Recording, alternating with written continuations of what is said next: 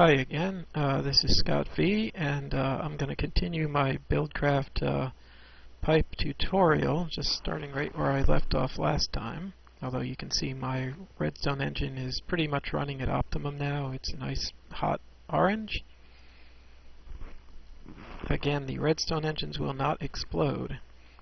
Just to show you a few more pipes, here's an interesting case.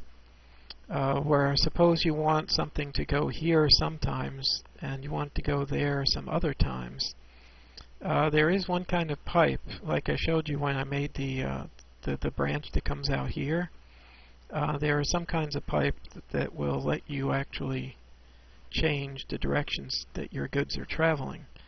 One really handy thing you need in order to start dealing with pipe directions is a Buildcraft wrench, which is a Y-shaped pattern with 3 iron ingots and a stone gear. Now, the Buildcraft wrench is used for changing the direction a machine is facing, or changing the direction that a particular pipe is pointing. Now, your friend when it comes to choosing what direction pipes are going to go is the iron transport pipe. And here we have a case. This is stone transport pipe, this is cobblestone transport pipe. They're both just generic pipes. They just get stuff from point A to point B. But the iron transport pipe lets you choose what direction stuff is going to travel. Now, as you can see, all of these outputs are all shaded gray. What you need to do is take your Buildcraft wrench and right-click on it. Now you will see that there's a clear opening here, which means that when stuff travels through here, it's going to go out this way because that's the direction we told it to go. So let me throw my cobblestone in there. Now that this is all revved up, look at how much faster it is. It's just like a solid mass of objects. And it's going to hit this pipe, and because the clear opening is facing up, it's going to go up. Likewise, if I go again, you can choose, now they're going to go this direction. A few are going to get kicked back because for a moment it was facing that way. But literally, the direction that the clear face is facing is the direction that all the goods are going to travel. So now they're going to go back up, all the ones that have not made it to the center yet. And that's just a really handy thing to have.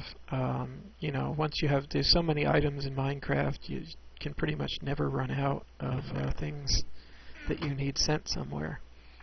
So the iron pipe is your friend as far as deciding which direction things are going to travel. There is one interesting thing about it. You saw me with the Buildcraft wrench changing what direction it's facing. If it receives a redstone current, like this switch here, it will also change facing. Now, while that's really handy, you also have to be really careful not to get it confused with some other switch or current.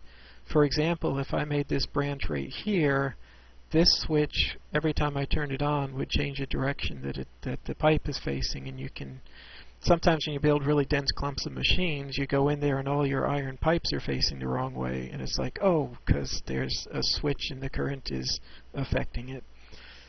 But the main thing is that every time it receives a redstone pulse, you know, whether it's from a switch or from a computer or something else, every time it receives a pulse, this iron pipe is going to change what direction its output is going.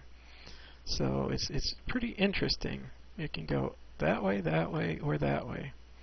Why don't I put my stuff back in there, and we will show that that actually works. Here comes my heap of stuff. It's currently going to go straight ahead because that's where the clear output face is facing. So I'm going to let a few of them go straight ahead. And now I'm going to send the rest of them back.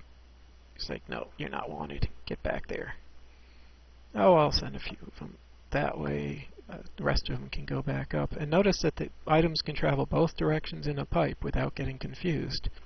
I don't know how the programmers did that, even though I've been writing code for 20 years. But that's what happens. Now, the thing with a wooden pipe, what you'll notice here is a wooden pipe cannot insert something into an object. It can only take them away. So in this case, the rejected items hit the wooden pipe says end of the line and sent them back this way.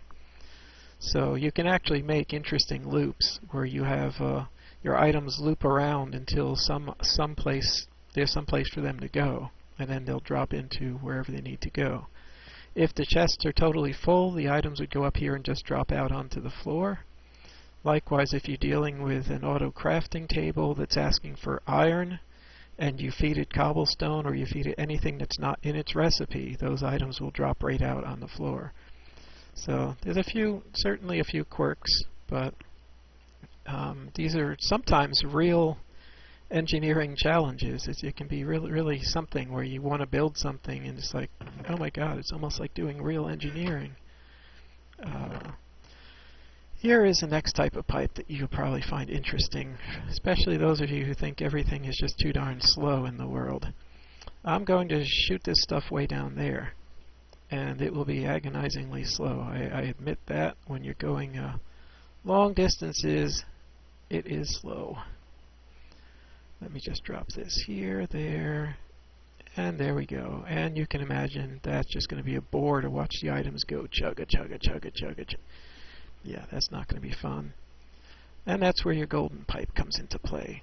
Golden pipes are used to speed stuff up, but they require a constant source of redstone energy, like a torch. You'll notice that it changed color when I put the torch on there. So right now it has no energy. Now it's powered up. And let's see, our iron pipe will send things up that direction. So let's watch them go. What do I have that I can shoot over there? Oh, we'll use gold bars. So here comes the gold, people. It's kind of funny to demonstrate the gold pipe. We'll shoot some gold up there. Now the thing with the golden pipes, it does lead to one difference between cobblestone pipes or whether they're connected to stone pipes. With cobblestone pipes, the items will slow down again after maybe 10 or 15 blocks. With stone pipes, the items will retain their speed for considerably longer. So, it's interesting. I should have sped them up. Let me see. Yeah, that's interesting because that is the powered on version. Oh, I wonder if this version of Buildcraft might have inverted the logic, because that slightly flamey color was the active color, and when I put the torch there, it turned to a plain yellow color, which is the inactive color. So I think this version of Buildcraft inverted that. This flamey color is the active color. So it looks like now putting a redstone torch on there will actually impede or stop the stop the golden pipe from functioning. This time, since it's got its flamey active color, I expect these guys to speed up as they pass through it. So I'm not sure which version they changed that. Look at them go. Zippity, zippity. Alright. So at some point they did change it so that the golden pipes are always in speed up mode unless you put a redstone signal next to them. So look at that. That'll really speed your stuff up. Now you have to picture that, again, if this was a more powerful engine, you could have entire blocks and entire stacks of items shooting across your storage locker this way. So the golden pipe is used for speeding up your otherwise fairly slow process of moving stuff around. So that is certainly a fun one to know about. Now there's one really handy pipe that I didn't even know about for the longest time. And do you get tired of hearing this sound? Clunk. Clunk.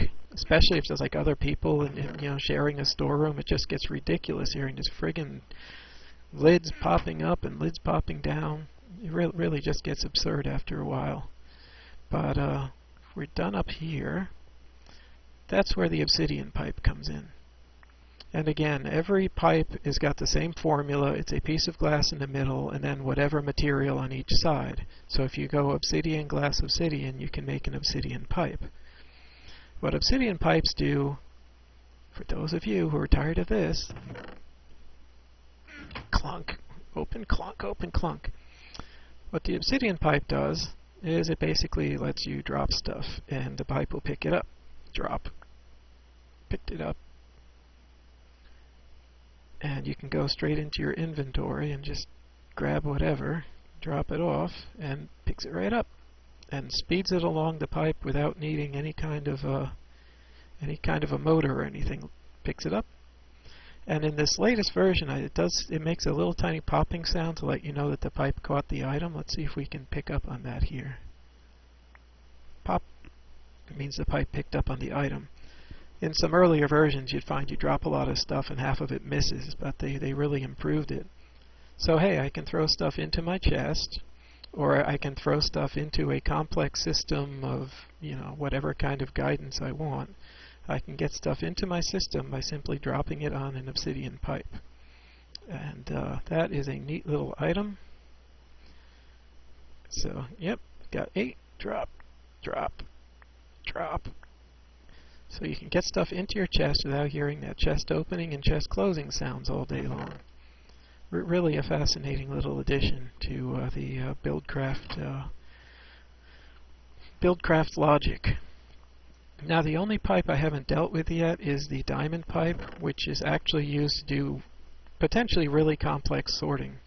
Literally the diamond pipe, you can tell in which direction to send particular types of items. But otherwise, this at this point has covered all the major types of pipes. There's your wooden pipes to extract things from chests or machines. Cobblestone and stone pipes are used for just general transport. Iron pipes will let you choose which direction to send something. Golden pipes will speed up the things that move through them. And obsidian pipes will catch anything that you drop on them and just speed it along its way. Actually at a fairly fast clip. I think they sped that up too. But let's just drop stuff. There. And it's actually neat. Where these are super handy is if you're have a house and you have a big mine under your house, you can literally make yourself a little drop-off point where you go down, you mine, you throw everything in your obsidian pipe, you go, I got more mining to do.